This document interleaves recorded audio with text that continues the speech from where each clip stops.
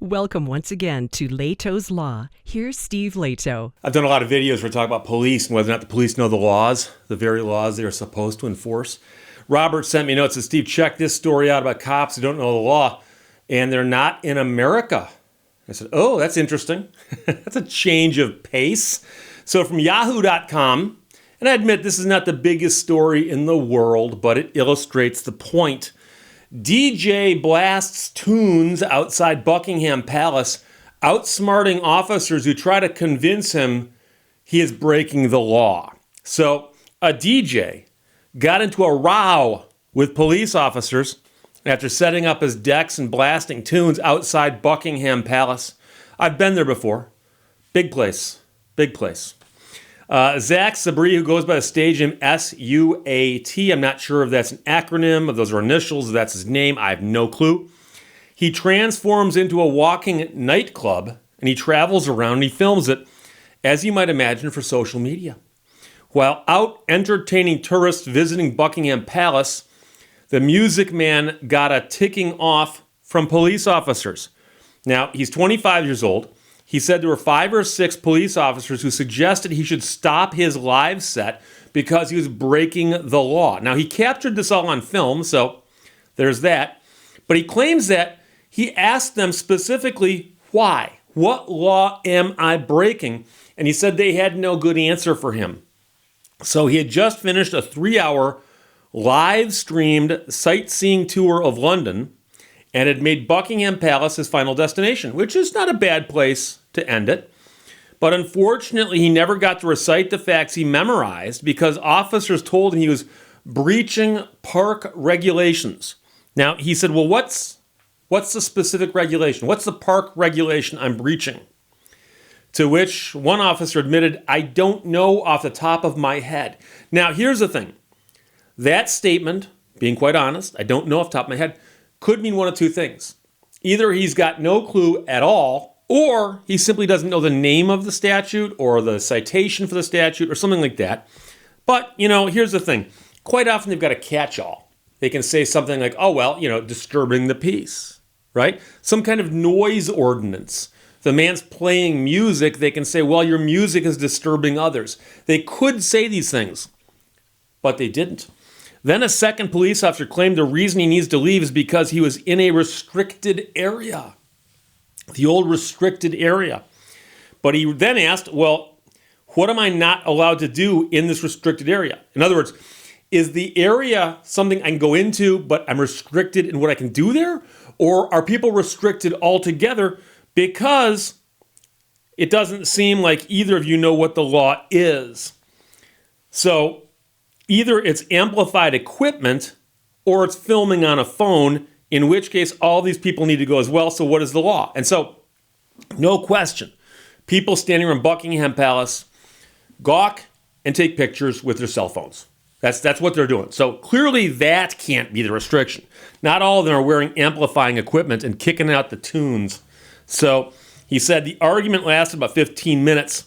And at one point there were 5 or 6 police officers, but none of them could come up with a specific statute, rule, law, regulation, ordinance, code, or otherwise that said that he couldn't do something that he was doing that other people weren't also doing. He said, I am very familiar with the laws around amplified equipment and filming in public. I was about to reel off facts I'd memorized about Buckingham Palace, but I didn't actually get to say any of them.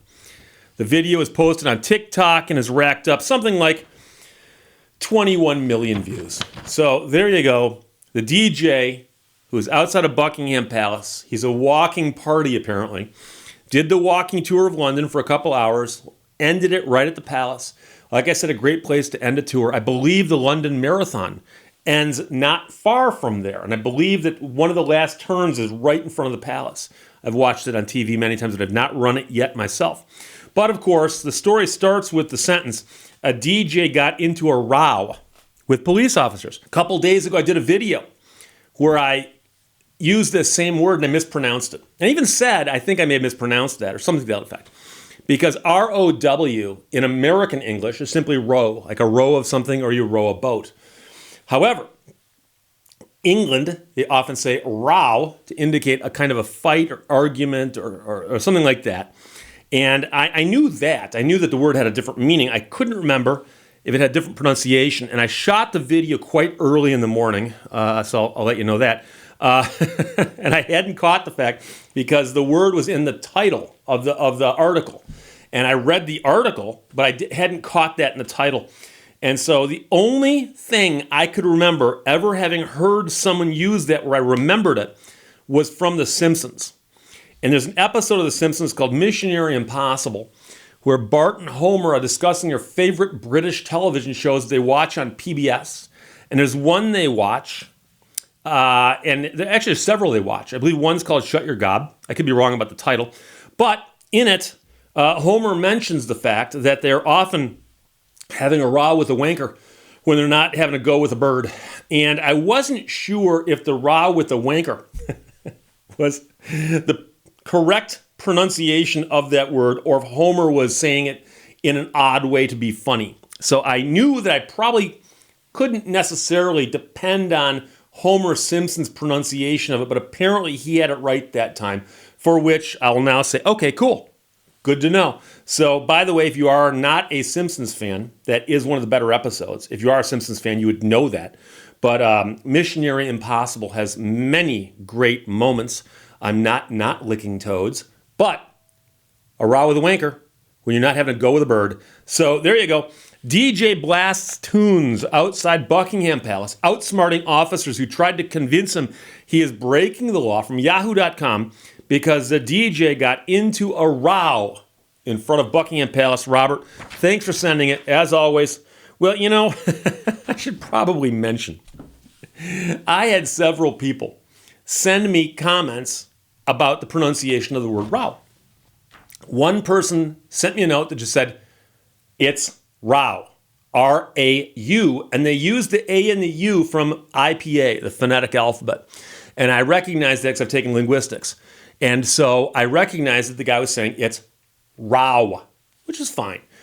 I also got several manifestos about how to pronounce it. I'm talking thousands and thousands and thousands of words with citations and stories and anecdotes and no indentations or paragraph breaks. A couple of those. And here's the thing. I do try to pronounce words correctly. Once in a while, people will pick on me about minor little things. That's fine. Once in a while, there are words that might have more than one pronunciation. We've talked about that before. But also, there are accepted pronunciations of words. And of course, there are regional dialects and there's accents and things like that. But the point is that row with a long O and row with that sound are clearly two different, distinctly different pronunciations. You can simply say, Steve, it's row, like the one guy did. And I go, oh, okay. And I double check that. Sure enough, it is.